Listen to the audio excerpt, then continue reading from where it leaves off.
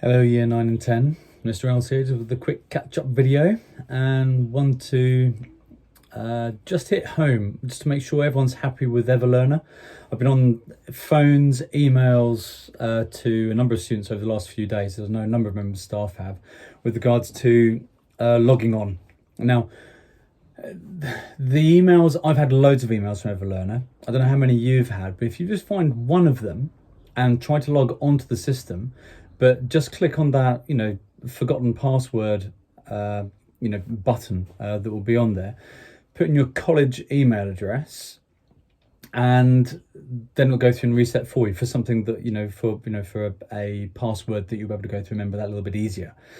Something else that came up from speaking to the students as well is that I don't know why, but some browsers, or maybe it was the medium they were using, the students trying to watch the videos that are on the website on their phone and couldn't, but could when they logged on to Everlearner on their parents' laptop. If it's a matter of changing the device you're using to view it, or potentially like the browser again, as we've talked about before, not Internet Explorer, not Chrome, swapping around from one of the other ones.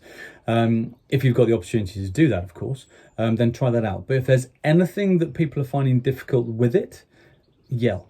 All right, get on the email and speak to either myself or Miss Smith, or any of your other science members of staff, and we'll go through and give you a little bit of a hand if we can, of course.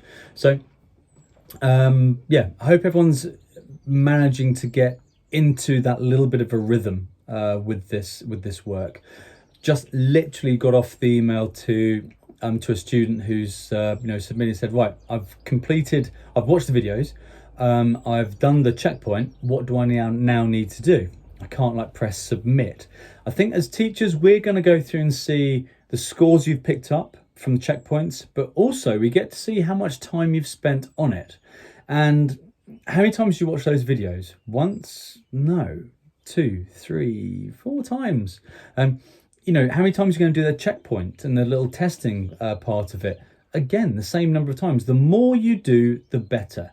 Taking you back all to, one of the emails we've gone through and sent before, that BBC one about how memory works, that I've sent you in a previous email. What's important there is the repetition side of things, and repetition is hugely important within our lessons at school.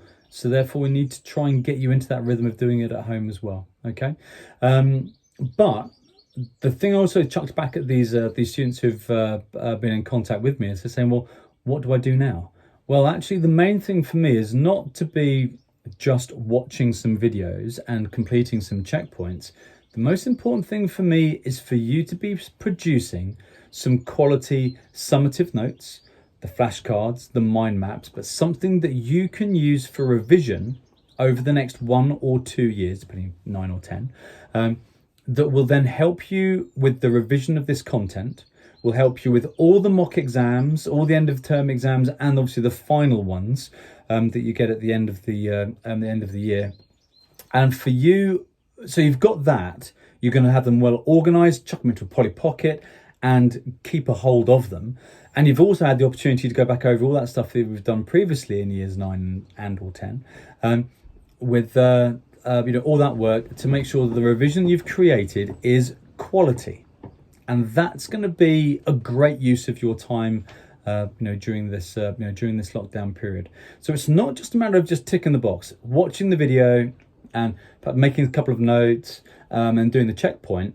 Spending some quality time to boost your confidence in these strategies that we use within the self-testing toolkit, within learning.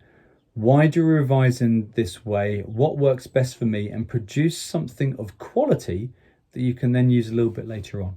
Okay. If you're unsure about that, summative notes, all right, keywords, some key ideas, will go through and create a really strong foundation onto which we can go through and work with that when we come back into college, and we're able to go through and not necessarily reteach, but certainly recover and review everything that we've been doing during this lockdown period. Okay, as I said before, I'm only an email away, so do drop us an email if I can go through and help in any way at all. or if you're just going through and keeping me up to speed with what you guys are up to and that doing at home. All right, speak to you all soon, and hopefully see you soon as well. And take care, look after yourselves, and yeah, we'll go from there. Bye bye.